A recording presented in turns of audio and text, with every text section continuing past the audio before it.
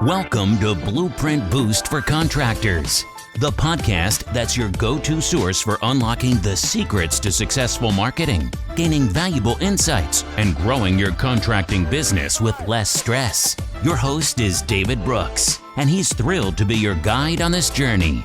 As a seasoned expert in the contracting industry, David understands the challenges you face. That's why each episode is crafted to provide you with actionable strategies and proven blueprints to boost your business to new heights. I'd like to welcome all to another episode of the podcast. For this episode, we'll be talking about the local SEO insights from the Google algorithm API documentation leak. Now, what does that mean for a local business? So whether you're a plumber, a roofer, you have your own remodeling company, whatever the case is, this documentation will be very beneficial for your local marketing strategy. Now, a lot of this documentation and what came out was really impactful in the sense of Google will have certain guidelines and certain recommendations as far as what they would consider the best practices for marketing or what they would view as relevant ranking factors for local businesses. And we were able to kind of see some things pointed out in the documentation that Google wasn't really being totally truthful about. So I'm going to break that down today. This will be a little bit more of a technical episode, but please try to follow along and bear with me as I break down these details.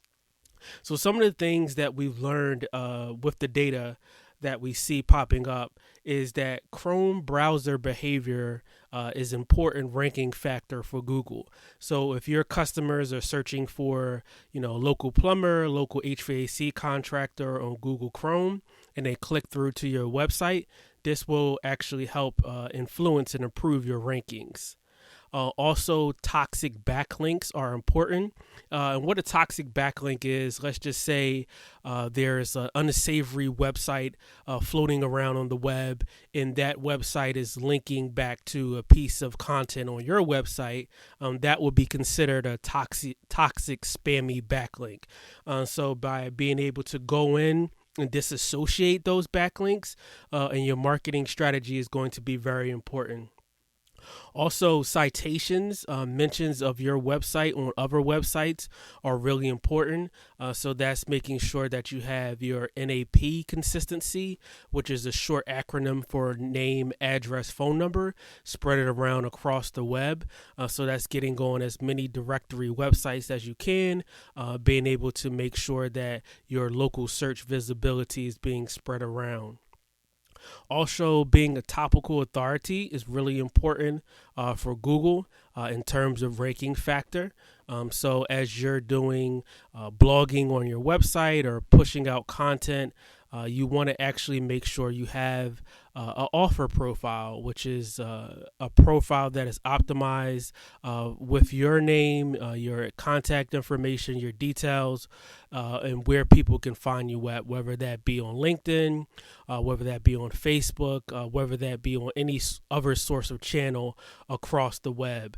So when you're putting out content on websites, you want to make sure that you do have an offer profile. So as you're publishing blog content, you just don't want it to say blogger 99 or H12 user 3234 actually wrote this piece of content. It would be nice if it's coming from Jim Smith, the business owner of Jim's Plumbing. So that is important to be able to have on your website. And then clicks on your URL and the search results could affect rankings. So that's really important. And then lastly, you may have to update a page 20 times before Google considers it really fresh. So let's just say you're making a tweak to one of the pages on your website. You want Google to recrawl that page with the updates. Maybe slow crawling that page again, being able to evaluate what content was placed on that page. So you may have to keep tweaking that page up to multiple iterations for Google to consider that page truly fresh. Some other interesting tidbits and takeaways that we can gain from marketing strategy is video. It's not enough video going around on local business websites. Most of it is really text-based, but very few local businesses do video content. Or if they do video content, it's usually shared on your social platform, whether that be Twitter, Instagram, Facebook. But really, you could take advantage of using video and embedding videos into your website. So, what to do if I have a plumbing leak, what to do if I think I need a roof repair.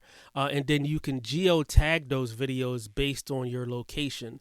So I would publish those videos to YouTube, and I will make them really hyper specific to the areas that you're targeting. So let's just say you have your local business website. Your business is located in Dallas, and then you serve the surrounding Dallas areas as well. So you could have areas we serve pages placed on your website. And with each one of those pages, you can have a different video talking about what to do in that location if you ever need a roof replacement or plumbing repair or an HVAC unit installed. And by being able to do this, you can be able to help your business rank more in local search.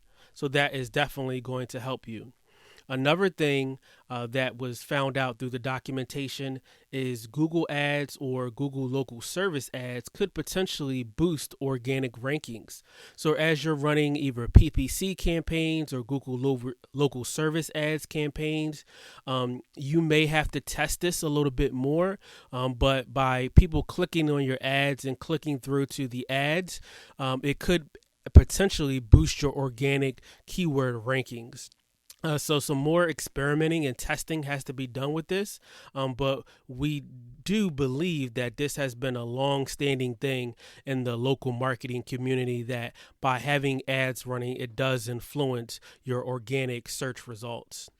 And then also, too, being able to keep in mind that other strategies are really effective as far as local ranking factors. So we talked about topical authority, citations, toxic backlink, Chrome behavior, and we also talked about clicks on your URLs could also affect your rankings, being able to have an offer profile, and being able to update your website content.